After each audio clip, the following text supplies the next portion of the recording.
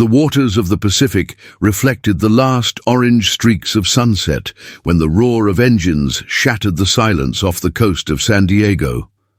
On the flight deck of the USS Independence, the wind was a constant punch to the face, the smell of burnt jet fuel blending with the salty air. Lieutenant Commander Laura Raven Duarte adjusted her oxygen mask and closed the canopy of her FA-18E Super Hornet. The panels lit up before her, green lights, tactical displays, numbers dancing silently. Viper 1, this is Tower. You are cleared for launch. Catapult 2. Good hunting. Laura took a steady breath. This wasn't just another mission. Somewhere out there in the darkness, swallowing the horizon, a SEAL team waited for her, without even knowing it. She pushed the throttle forward. The engine roared, the aircraft vibrated, and the catapult hook locked onto the nose gear with a metallic snap. For a moment, time froze. Raven ready! Catapult armed. 3, 2, 1, launch! The world turned into a tunnel of force. The Super Hornet was hurled forward, her chest slammed against the seat. In under 3 seconds, she went from 0 to over 150 knots, the flight deck disappearing behind her, like it had been pulled underwater. Then, suddenly, freedom. The jet tore through the air, climbed, and the darkening sky opened like an enormous invisible battlefield. Her tactical screen filled with data. Mission Operation Silent Trident. Objective: provide air support for a SEAL team infiltrating hostile territory. Call sign of the SEAL team: SPECTER team. Team leader: Lieutenant Commander Harris. Ghost Miller. Laura had heard that call sign 100 times. Ghost was a quiet legend in Coronado, the kind of man who slipped in and out of impossible places like he was walking through a grocery store. Tonight, he depended on her. Raven 1, this is Spectre Actual. His voice was steady but carried the weight of someone who'd seen death too closely. We're en route to insertion point. ETA, 23 minutes. You with us? Always, Ghost, she replied. I'm 15 minutes out. You hit the beach, I watch the sky. Silence. Then, good to fly with you again, Raven. Again. No one on the carrier knew, but this wasn't the first time their paths had crossed. 12 years earlier, Laura wasn't in a cockpit. She was behind the counter of a small coastal diner, serving coffee. On a tiny TV above the kitchen window, jet fighters streaked across the sky. She watched them between wiping glasses, mesmerized. Her father, a Navy aviation mechanic, had died in a car accident when she was 17. He never got to see her step into a hangar. She swore at his funeral that she would one day see the world from the place he loved, above the clouds in the sound of turbines. That promise led her here, flying into darkness, carrying missiles under her wings, protecting men who would never see her face but would rely on her more than their body armor. Raven, this is AWACS Overwatch. The radar plane's voice cut in as several symbols appeared on her HUD. Possible hostile activity detected 80 miles north. No transponder, irregular speed. Could be fighters, could be drones. Stay. Sharp. Copy, Overwatch. Any sign they're moving toward the coast? Negative, but encrypted comms are active at the target site. Somebody down there is talking a lot. Laura checked her fuel, her weapons. Everything was ready.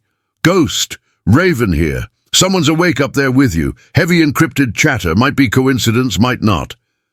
Nothing is coincidence in this hellhole. Ghost grunted. We're 10 minutes from shore, rough sea. Extraction will be hell if things go bad. Try not to let anyone blow us up, okay? No promises. She angled the jet downward, adjusting altitude for better tactical visibility. She knew the SEALs were coming in on small stealth boats. No lights, no noise, just shadows moving toward a darker shadow. The first sign of trouble came as a torn voice on the Radio. Overwatch to Raven. Multiple contacts. Fast movers approaching from the north. Low altitude. 6 radar echoes appeared. 6 approaching aircraft. Raven. Rules of engagement updated. Identify, warn, engage if necessary. Spectre team is 6 minutes from the beach. Copy. Ghost. Stay low and invisible. I'll handle the guests. Copy. He no longer joked. Laura boosted. Throttle. The night peeled away.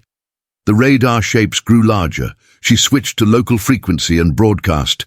Unidentified aircraft approaching the coast. This is the United States Navy. You are entering a restricted military zone.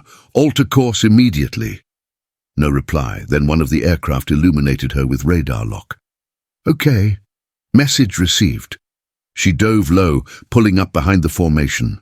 One broke off, heading straight toward the SEALs. Ghost, one bandit descending toward your vector. We're close to the beach. If he finds us, we're done. Leave him to me. Lock tone. Solid. Fox 2.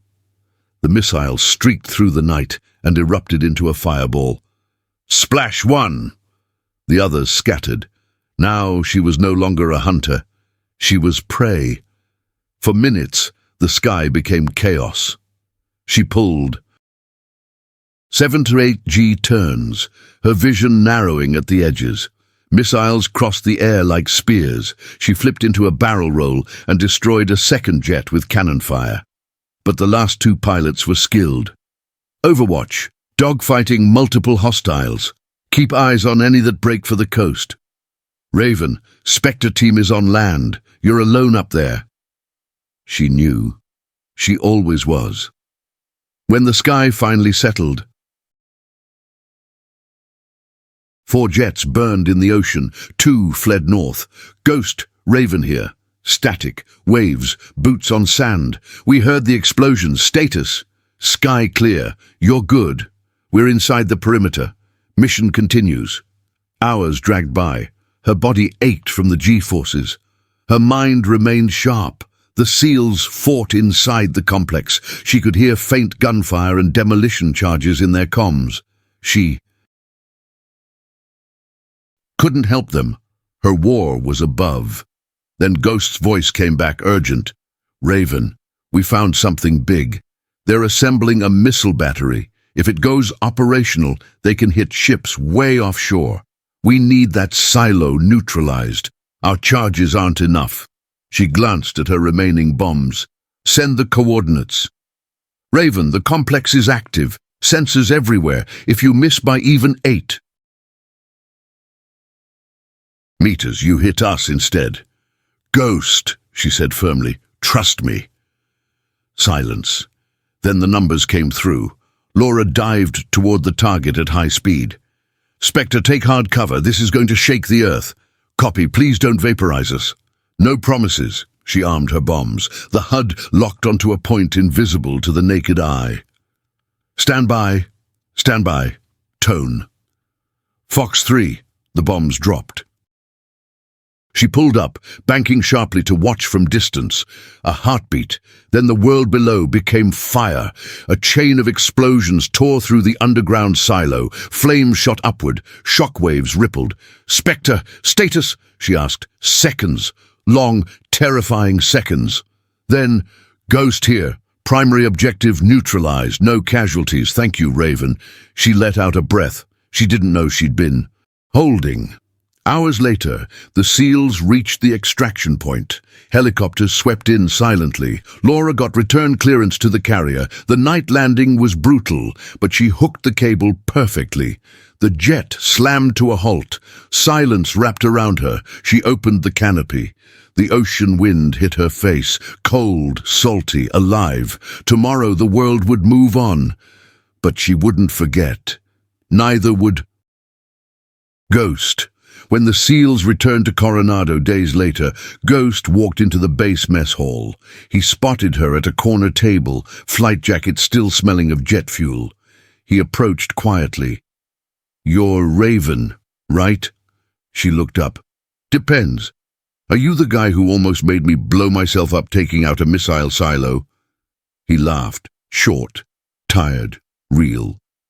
In the space between coffee and the rumble of a distant helicopter, something new began. Not a story of missiles or dogfights, but of the woman who learned to see the world from above and discovered that the hardest part of any flight wasn't taking off. It was coming back down and choosing to rise again. Before dawn the next morning at 4:45, the red light in her room turned on. She got up, zipped her flight suit, grabbed her helmet. Outside, the sky was dark. The jets were silent steel beasts waiting for fire. Lieutenant Commander Laura Raven Duarte walked toward the hangar, because that's what fighter aviators do.